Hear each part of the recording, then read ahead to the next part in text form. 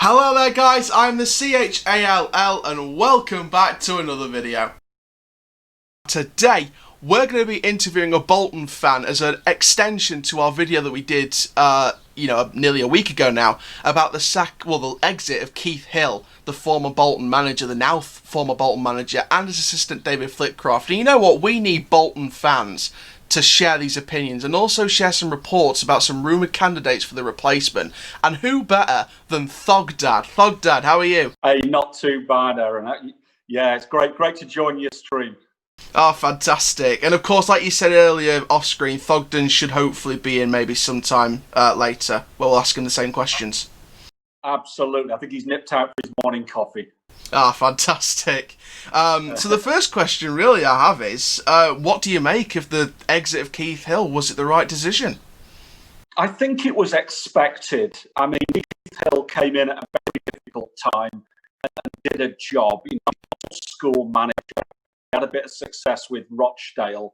But then, to be quite honest, the fans turned against him.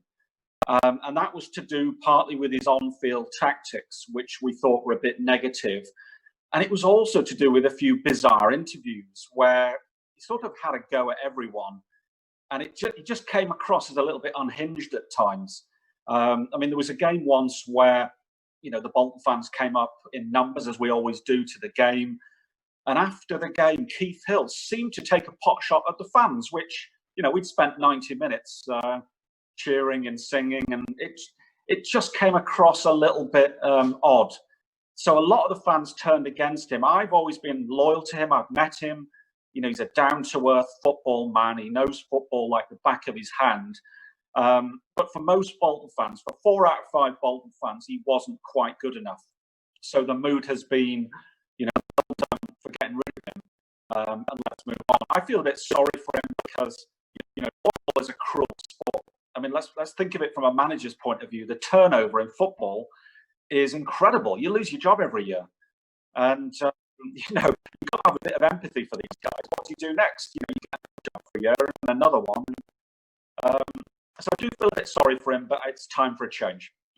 Yeah, absolutely. And speaking on change, I don't know if you've seen it yesterday, but there was a report from Manchester Evening News that one of the shortlisted candidates is a man who took a side called, I'm looking at it here, a side in the Slovenian Premiership to 7th place this season when he joined, but they were promoted in 2nd place via the playoffs. He's a former Juventus and Stuttgart manager, the World Cup winner, Marco Camoranesi, the Italian guy. Would a World Cup winner like that be able to bring in that world-class talent in League Two? That's a very interesting one, and I read that, and I don't know much about the guy. I think to some extent, Bolton fans have got to be realistic. I mean, we are by 4th division standards. Let's call it 4th division. By fourth tier standards, we're a big club. I mean, we are the biggest club in the league. I think there's no doubt about that. But there's question marks over how rich we are, over how much money we've got to spend on players, and on payroll. So I wouldn't set our standards and our hopes too high. I mean, my own view out of the shortlisted candidates, and there's always so many rumours going around, the 2 names I like are, firstly, David Lee. Now, anyone my generation remembers him. He was a very good winger back in the day. And if anyone goes on YouTube, types in Liverpool Bolton, it was a cup game from 1993 when Bolton were in the 3rd tier.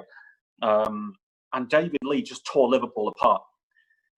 He was a very good footballer in his day. These days, until recently, he was in charge of the youth setup at Bolton Wanderers.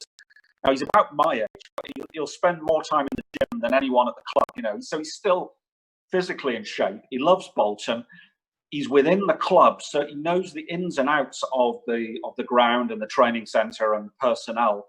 So I think David Lee would be a very good shout, because he could just get on with the job like that. And the second name that interests me is Kevin Nolan. Now, he had a go. It's Notts County, wasn't it, I think? He's had a go at management with mixed success. The thing about being a manager, it's very different to being a player. Kevin Nolan played at the highest level for Bolton in the Premiership. So he's a Bolton Bolton legend. He would go at management. He would be respected by any players that come in, and the fans would take to him. So if one of those names is announced, I think you'll get a lot of positivity from the fans. But of course, I don't know. A lot of the other names, I don't really know much about them. So I trust in the owners to make the right choice. Yeah, absolutely. And to be fair, speaking on Kevin Nolan, I remember watching him play in the Barclays Premier League. I remember the days when we saw Fabrice Muamba play. And, that's the name I was thinking about. Would Fabrice Muamba be a good manager in the future, maybe? That's a very interesting idea. I mean, I was in the ground, White Hart Lane, when Fabrice had his heart attack.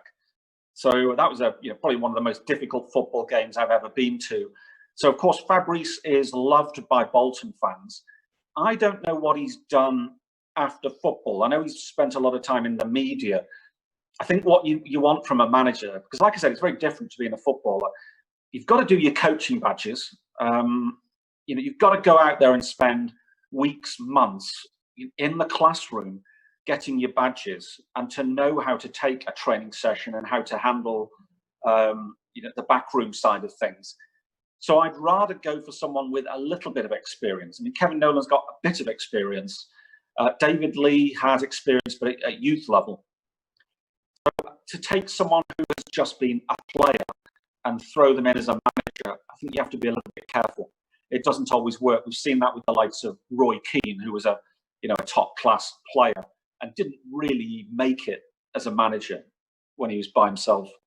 Yeah, and I think we're having that at the minute with Sol Campbell, of course, relegated with Southend United, and of course they've apparently got the cost of £1 million of relegation, and of course they're looking at their new stadium. So I know, it's a funny old business, is football. It's difficult, and I think when you're a manager at some of these lower league clubs, you're more than just a coach. You've got a lot to do behind the scenes.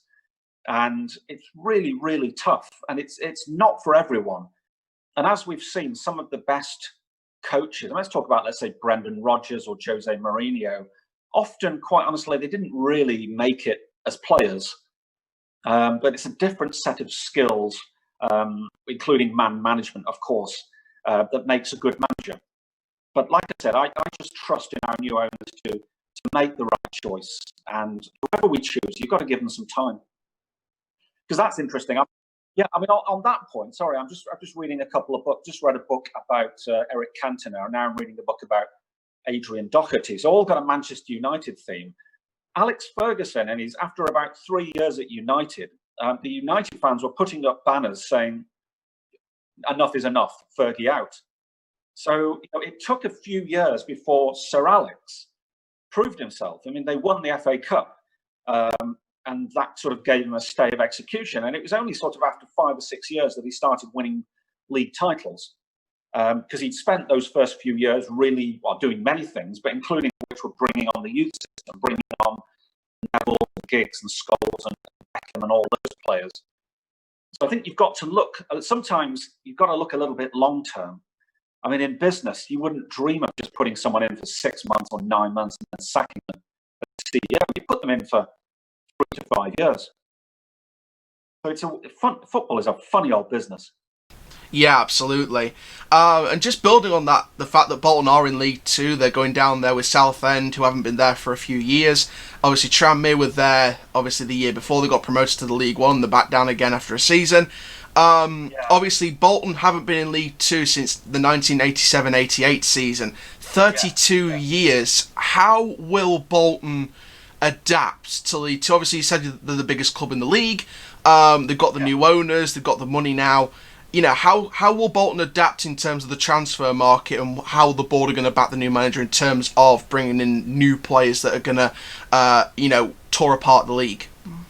Yeah, well, I think you've got to sort of, let's look at that, the takeover, Football Ventures. Of course, they came in about less than a year ago. And look, there wasn't a long list of people who wanted to buy Bolton Wanderers. It would become a bit of a financial and footballing mess. Now, Football Ventures came in. There's a lady called Sharon Britton, a successful business lady, very impressive. We've met her a few times because she travels up from London on the train. We've often sat with her and her family. Very nice person, and I think she really believes in Bolton Wanderers. Now, her consortium includes Nick Mason, the drummer from Pink Floyd, came up with, I think, something like 17 million.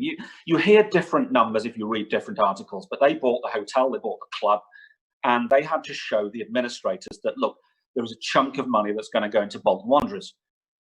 Of course, it's a private company, so none of us know what's going on behind the scenes. None of us see the numbers, none of us see the bank accounts, because they don't have to show them to us. So a lot of it is trust that the backers, that the new owners still believe in the club, that they still have the money, because we've all gone through this global pandemic that is going to hammer the economy for a long time to come, and that includes football. So who knows what situation, and not just Bolton, but what situation clubs are going to be in when they get back to playing football. I reckon dozens of EFL clubs will be technically bankrupt right now. Macclesfield are already in trouble, and the EFL haven't done anything to help them. Yeah, I mean, I did a video on Oldham Athletic on my new YouTube channel yesterday, looking a little bit about the history of that club. And I really fear for Oldham Athletic. I mean, they were going into administration. There was winding up orders prior to coronavirus. And now there's coronavirus. Oldham haven't played in 3 months. No money's coming in. I think selling shirts. Obviously, there's no money coming into the tills, the turnstiles. So how do these clubs survive? It depends upon the owners just putting in the money. So, so when you ask, and also you look at the Bolton, if you ask me about Bolton players, basically I would say to you, well, in 2 weeks, I don't know who the Bolton players are, apart from maybe Ronan Darcy and Politich. There's only 2 or 3 players who've still got contracts come the 1st of July. So it's almost impossible to talk about how will Bolton do on the pitch next season, because I don't know who's going to be on the pitch. And again, that comes down to the owners, how much money they are willing to invest in payroll, in wages and salaries. And if you look at football, it sounds brutal and almost like an accounting thing. But in general, the clubs that do well are the ones with most money in the bank and the highest payroll. Yeah, absolutely. And, like I was speaking about with Macclesfield, they're, financially on the verge of collapse. And, again, it's like that same story with Bury and Bolton. The EFL just aren't, even though it's not their club, they're in their leagues. So they need to give them like a fund and have the Premier League give them a support fund. But Macclesfield are on the verge of a points deduction, which could relegate them instead of Stevenage to the conference, along with, being replaced by Barrow. Obviously, Bury have gone. They've been replaced in the North West Counties League by a brand new Phoenix club, Bury AFC, that was set up. Which I really want to follow the developments of that. But would you say that the Football League's sort of financial collapse, shall we say, that it's not as rich as the Premier League, could that potentially fall on many other factors, as well as things like ITV Digital that was set up back in 2002? Yeah. Yes, it's a very complex set of questions that you raise. You touched upon Macclesfield, and I feel for their fans. As a Bolton fan, what sent us down this season was a 12-point deduction. I mean, once we had that 12-point deduction, we were always chasing the tails of the team above us. And I know that we were 20-odd points short, but really that was what killed us off, an EFL committee decision. So you've got a situation where a committee in a smoke-filled room, to use that metaphor, will decide the future of Macclesfield. And I kind of understand it to some extent, but it's very, very harsh on the football fan. I mean, the game is all about the fans. I mean, it's, the question you asked earlier, how will Bolton do next season? One thing I can guarantee is that game after game, the Bolton fans will turn up in numbers and be loud and proud. I absolutely guarantee you that, because I've seen it for 45 years. That's the only thing you can guarantee. You can't guarantee will the owners invest, will the players perform. What you can guarantee is that when Bolton play Morecambe away, or Salford away, or Barrow, or Carlisle, it's just going to be tasty and loud and proud, which is brilliant. So the fans will back Bolton, and that should count in our favour. When you can take 2,000 or 3,000 fans to a derby, or 500 or 600 fans to Southend away, that helps Bolton, of course, in the cash bills, because all those lads and lasses are, buying shirts and helping the club with money. So that will count in our favour. But you asked the question about the sort of the wider finances of football, and it's kind of obviously the Premier League is rich. They've got money from BT, from Sky, from Amazon. It's a global kind of brand, this Premier League, and those 20 clubs will be absolutely fine. Of course, it's different for maybe the likes of the Bournemouths or the West Hams if they go down. They're suddenly in a very difficult situation. But the clubs I feel for are, I'd say, the majority of the 72 EFL club, or 71 because of Bury.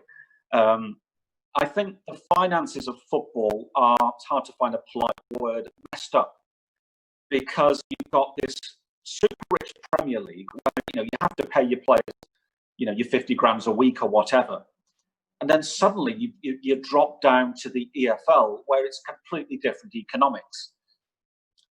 And when you actually look at sort of the income statements, the finances of your clubs, very often these clubs make losses year after year after year, and they only survive by having a rich owner. I mean, often we have a go at our owners, but often it's the rich owners putting in the millions that keep the things afloat.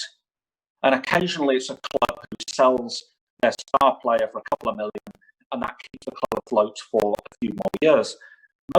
Most of those 72 clubs are loss-making. Like I said, dozens of them, I think, are near bankruptcy. And that isn't a sustainable business model.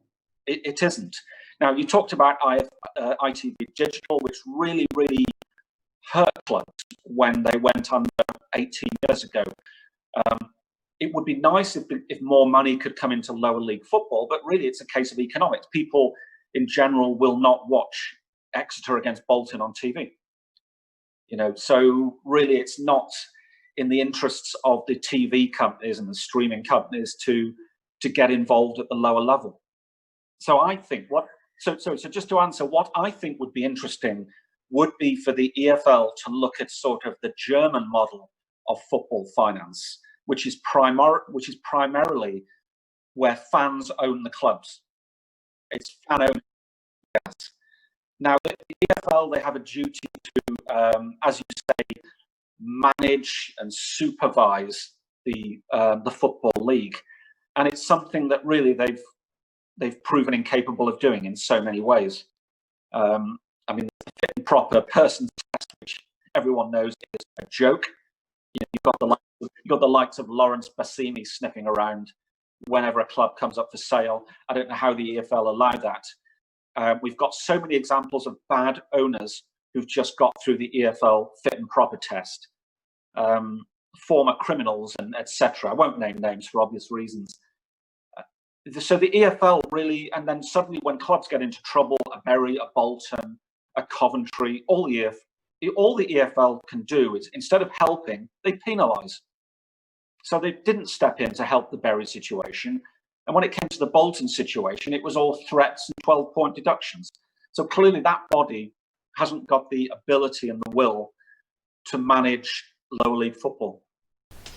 Yeah, and speaking about your owners, my club's been through that same thing before. Obviously people may not know this, but there was an owner we had at Doncaster Rovers called Ken Anderson, who, at first he brought in the finance, he brought in some stuff, and then he just took back all his finance. He was arrested for arson because apparently he was in charge of burning down one of the stands.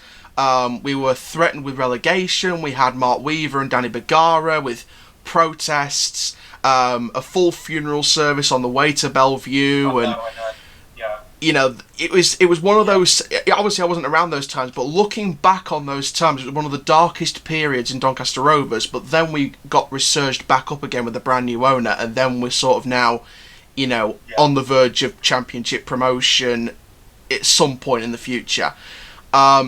And that leads me on to my next question, actually. Back when the original Bury were expelled and you guys were given the extensions to complete a takeover, is Football Ventures the right people to get your club in the long term back in the Premier League? Well, I think time will tell. I think the early signs are good. So Sharon Britton and her team have really interacted with the fans. She's a very sort of warm, open person. And back before coronavirus, she'd shake everyone's hand, pose for all the selfies. So everything that they've said so far has been positive. But like I said, I don't know the depth of the balance sheets of that consortium. To a certain extent, we just have to trust in Sharon, and we just have to trust that the administrators took the right decision. But like I said earlier, there wasn't a long queue of people who wanted to buy Bolton Wanderers. I think most people took a look at it and thought, this is a mess. Because there's so many things you can invest your money in. And I think football actually is one of the most tricky and risky things to do. So often the people who invest in football do it for the love of the game. Now, it's a little bit different at Premier League levels. You've got some very, very smart billionaire investors like the Glazers and the folk at Fenway Sports, etc., Abramovich. So you've got some very canny owners at a Premier League level. Now, that is a level of football where you can make money if you get it right. At lower league level, like I said, it's often, 100 years ago, it would be the mill owner who set up a club, Blackburn Rovers or something, for the sake of the workers. So it's always been a case of sort of almost like patronage, doing it for the sake of the man. These days, what concerns me, the Bury situation, you had an owner who really didn't care about football. The thing went under, and the people who lose out are the fans. The players to some extent, but they can get jobs elsewhere. It's the fans. It's people like you and me who, I've been a Bolton fan for 45 years. I always will be. And if Bolton disappeared from my life, it's sad. It's a piece of your life that's ripped away. And that owner can move on and do something else. But the thousands of Bolton fans, Doncaster fans, Bury fans, suddenly there's a hole in their lives. And that's very sad. And wouldn't it be good if all the Bolton fans could get together and basically buy the club in the sense that happens in Germany? Most German clubs are owned by the fans. So you become a member of Cologne Football Club, and every year you pay your X euros to be a member, and you buy a season ticket on top of that. Look, I'm not sure of the exact model, but yes, it does require the fans to put their hands in their pockets, possibly more than they do at the moment. But wouldn't it be brilliant if the likes of a Doncaster or a Bolton, in perpetuity, forever, would be owned and managed by the fans? Now, of course, you'd still need a board of directors. You couldn't put everything to a vote of 3,000 people, at 5 o'clock on a Saturday when everyone's happy or annoyed with what's just happened. So you still would need boards of directors and governance and what have you. But I think that's something the EFL should look at. But I don't really think they've got the guts to do that. Yeah, agreed. So looking then, since the season is now over, who would you say is Bolton's Player of the Year? That's really tough. Big Daz Murphy, I think he's 36 or 37 years old, and he got, I think, 8 or 9 league goals. He got to double figures, including cup competitions. So, he did a lot for us. Young Dennis Politic has come through very well. But quite honestly, it was a miserable season. It was great looking at some of the kids coming through, like Ronan Darcy, who's just signed a contract. But quite honestly, if I was Bolton, if I was the players, I'd say, and I don't know if they did this, let's not have a Player of the Year award because of coronavirus and because the season was so terrible. And I'm not blaming the players. We spent the first few weeks fielding our kids. If you look at the pictures, it was kids younger than Theo. They were going out and losing 5-0, 6-0 every week. So that showed real mental courage to get on that pitch and get hacked by seasoned pros, So really, quite honestly, I'd rather just forget this season. Player of the season, I don't think any Bolton fan really wants to even vote on that. Yeah, that's fair enough. Bolton haven't exactly had the best of seasons, especially with the takeover and how the season ended. So I think that's a fair decision. So now the season is over then. Now the video that I've done will be coming out later today. But the playoffs have arrived, and we have 4 very interesting candidates. Only one team survives from last season's playoff, and that is, of course, Portsmouth, and, of course, joining them, Oxford, Fleetwood, and, controversially, Wycombe. So, looking at the fixtures, it's Portsmouth v Oxford and Fleetwood versus Wycombe, and I'll talk about the League 2 playoff predictions in a little bit. But who would you say is in contention to win those semi-finals, and then who would win the final? I would be surprised if it's Oxford. I mean, you've got to fancy Portsmouth in that first tie. Fleetwood are a very well-organised team. So are Wycombe. And it's between those 3. I'm going to go, I'm thinking about it before I answer. I'm going to go with Wycombe. I just think that they'll find it from somewhere. I mean, it's guesswork to some extent. There isn't a standout team from those 4. Good luck to all of them. But Wycombe, I think they might find it from somewhere. The reserves of strength to get through. Okay. What are your thoughts? See, it's an interesting one because obviously, like I said, Portsmouth are the only team from last season's playoffs, and of course, that was the playoffs where we were in, unfortunately. Yes. But I think if Wycombe won, I think it would be very controversial from a Peterborough side of things. Yes. So I don't know. I think I would like Fleetwood to win it personally. I like their team. I like their setup. I think Wycombe would be a nice choice. And I think Oxford would be a good choice. But I also fancy Portsmouth because of the fact they're now going to be one step closer to the Premier League again. And we haven't seen them in the Premier League for years and years and years because of all the financial troubles with them.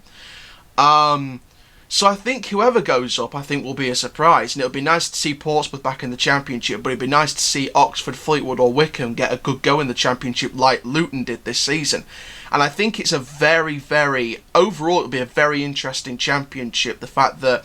Luton, Barnes, depending on how they finish, it could be Luton, Barnsley and Charlton or Wigan, and I think Hull's in that relegation battle. So if Hull go down, I mean, they've got our former manager Grant McCann, so I wouldn't mind them going down, to be honest. Yeah.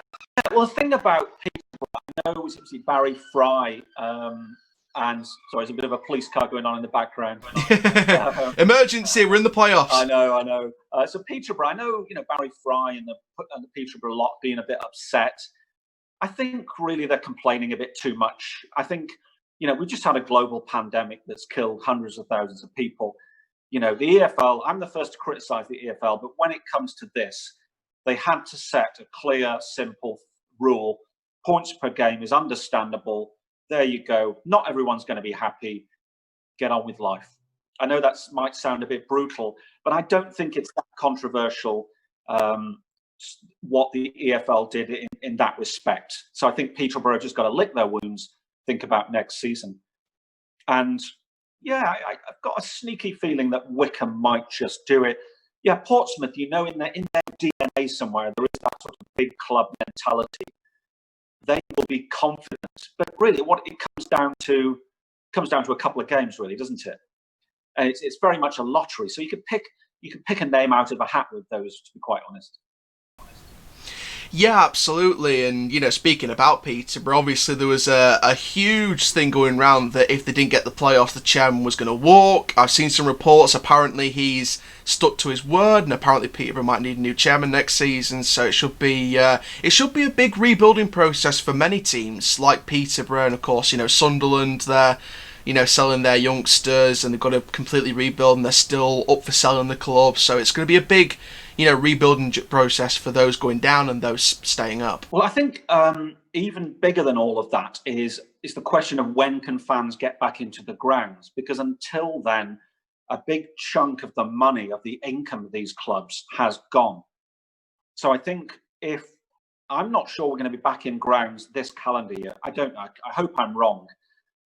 But that will be very difficult. If the Peterboroughs and the Doncasters and the Boltons are not taking money from season ticket holders, like I said, from the tills at the ground, how will they balance the books? Will they be able to afford to field a team every week? And this is what worries me a little bit more. We're all assuming that come August, September, we're going to be back in the grounds and life goes on. And I don't think it's as simple as that. I really don't. And I think EFL are just kind of, sitting on their hands and hoping that life returns to normal. And I'm not sure it will, especially if we get a second wave of the coronavirus. What's going to happen next season? And should we be continuing in the same format? Should English football have 4 professional leagues, for example? I mean, there's a strong argument that says, quite honestly, we shouldn't. That maybe amateur football should start a bit sooner. So maybe you have 2 or 3 professional leagues, or maybe you go back to regional leagues because, to save money on transportation and other costs. So I think these are some of the questions that, well, I hope are being asked behind closed doors, but I'm not really hearing this debate going on. Can football continue next season? Yeah, it's definitely an interesting debate. Moving swiftly into the league that you guys are going to be in next season, League 2. Obviously, there's 4 teams, and one of those you're potentially not going to be facing this season, next season, and that is, of course, we've got Colchester United versus Exeter City, and Northampton versus Cheltenham. Again, Northampton, Cheltenham, Colchester, Exeter all have League One experience, but only a few years ago. So quite a while back for all of these teams. So again, same question: who will win those semi-finals, and who will be back in League One for the first time in a few years? I think Northampton, those names. I've got a lot of Exeter friends who follow me on Instagram. Write me a lot. They're all looking forward to a full back next season if they don't get promoted. So part of us would like to go down. But quite honestly, if go well, that'll be in the same league as Plymouth. So if we have to get down, and Theo and I might take about that year, and then of course coronavirus came along. But I think those 4 names, in terms of league history, I think Northampton. Okay, that's very interesting. Very, very interesting. I had Northampton down as a candidate, and Exeter as well. Colchester, I think, could have a potential outsiders chance if they get through the Exeter semi-final, which of course is tomorrow. And of course Cheltenham, they just missed out on automatic promotion. Of course, we congratulate Crewe, Swindon, and Plymouth.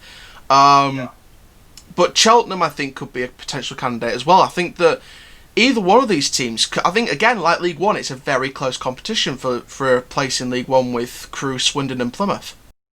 Yeah. Now, I mean, I've got a lot to learn next season about teams in 4th tier. So I couldn't tell you much about the team in Cheltenham or Exeter these days. So to some extent, I'm kind of guessing with my Northampton. But next season, it will be brilliant. I mean, going on to next season, 4th tier.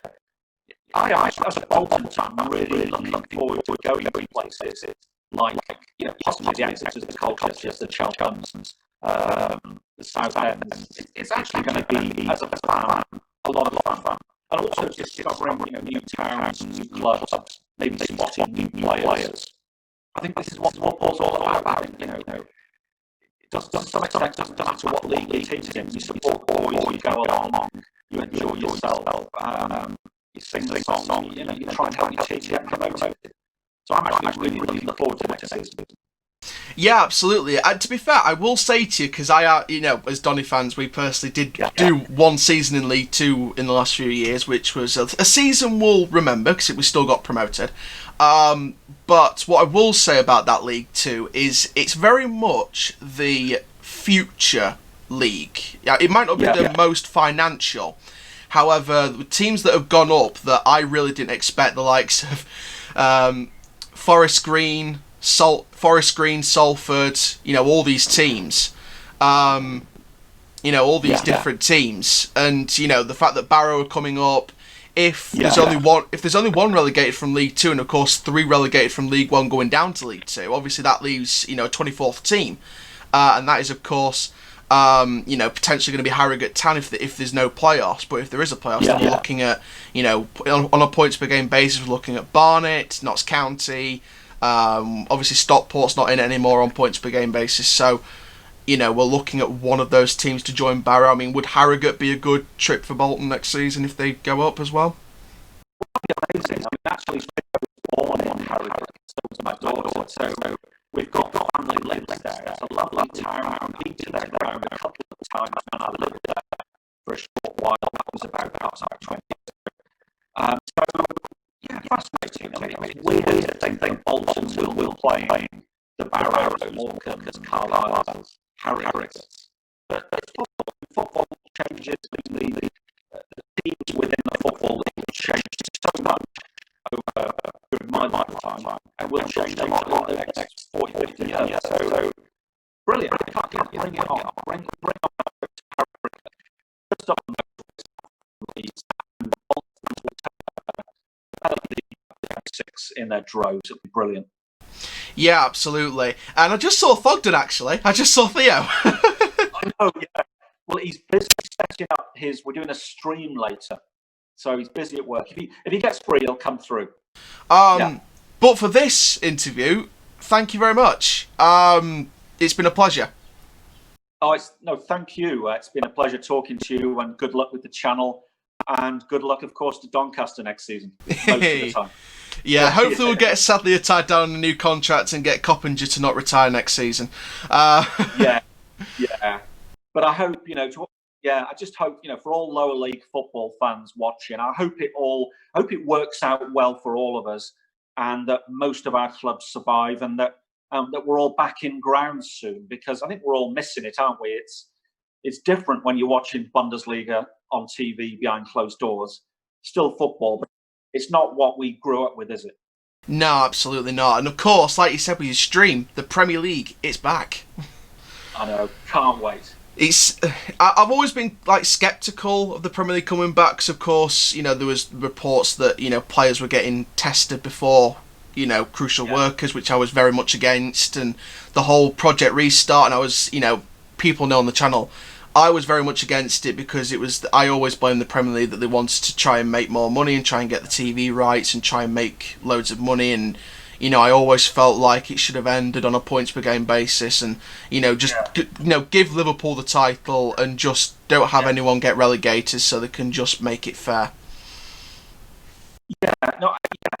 I see that. I actually take a slightly different view.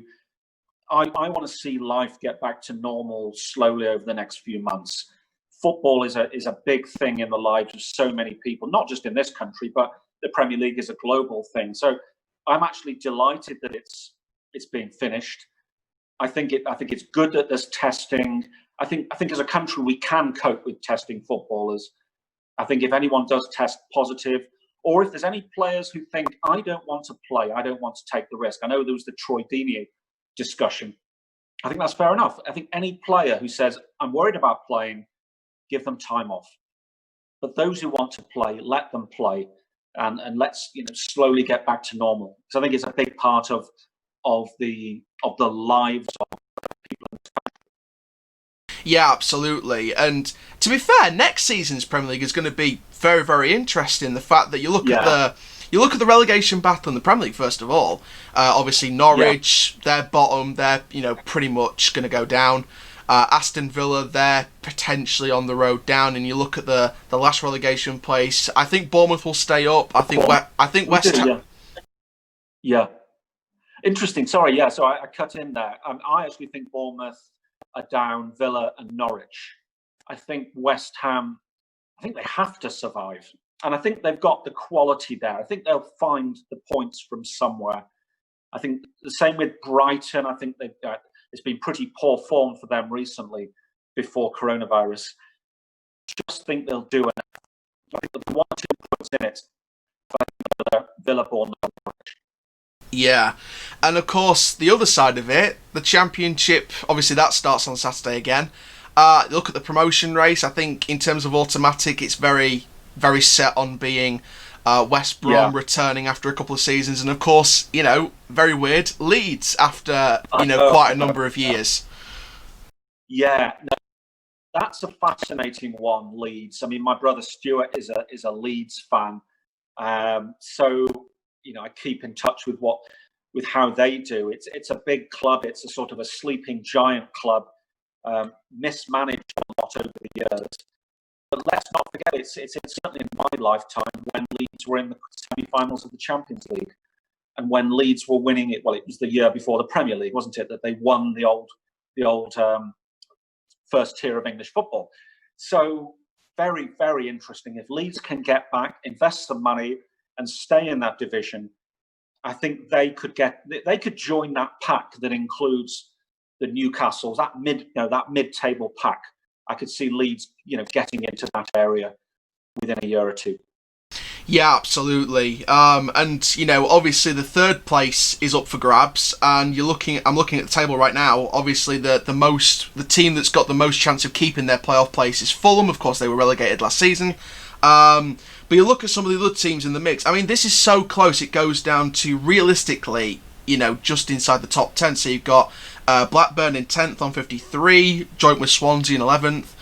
Cardiff on 9th place on 54, joint with Millwall in 8th.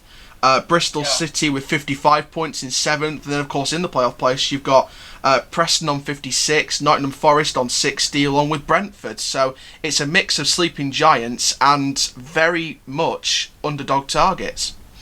Absolutely. Now, I'm sort of hoping that Brentford can get into a playoff place. I'm friends with the owner, Matt Benham. He's done an amazing job at Brentford. Brentford, of course, move into a new stadium soon. I think it's a wonderful club, very well managed, very well run, and I'd like to see them do well. And just down the road from us, so we could go to a lot of games if they get up. Nottingham Forest, that's another sleeping giant club, isn't it? And they would really fancy a spell in the Premier League, obviously. Bristol City, very wealthy owners, Lansdowne, etc., and they've invested a lot in that club. So it'd be very interesting. I'm not sure Bristol City could survive without further investment in the Premier League. Preston, I get the feeling they might slip away. Now, Theo and I did a video on this. I went through predicting scores from the last few games of the season. So get on Theo's channel, check out that video. But you're right, that is a fascinating end to the Championship season. Yeah, absolutely. And to be fair, speaking about Brentford, I'd like them to go up, but obviously as a Doncaster fan in League One, we have history with the whole Marcelo Chota penalty and going up the other end. So I think if they get to the Premier League and we stay in League One, then obviously it's a role reversal over the last few years, and they've got the look. So wouldn't be a massive fan, but it would be all right to see them go up, especially with their new stadium next season. Absolutely, and of course Fulham have got a lot of Premier League pedigree, and in Mitrovic they've got a Premier League striker there. So you fancy Fulham, but who knows? Once it gets down to that almost that cup final atmosphere of the playoffs, it's guesswork. It really is. So you can be sixth, and get to the Premier League, which is ridiculous, but that's the way it is, I guess. Yeah, absolutely. So Thogdad, thank you very, very much for this interview once again. Obviously, you can check out Thogdad and Thogden's channel. Both will be in the description down below, as I did for the Bolton Keith Hill video. Thank you so much, and hopefully, fingers crossed, I want to try and do a video for you guys and for Thogden's channel as well, hopefully. Brilliant, absolutely. Cheers, Aaron, and good luck with your channel, and good luck next season. Thank you very much. Thank you very much, guys, for watching. My name's the CHALL. Please like, comment, subscribe. Goodbye.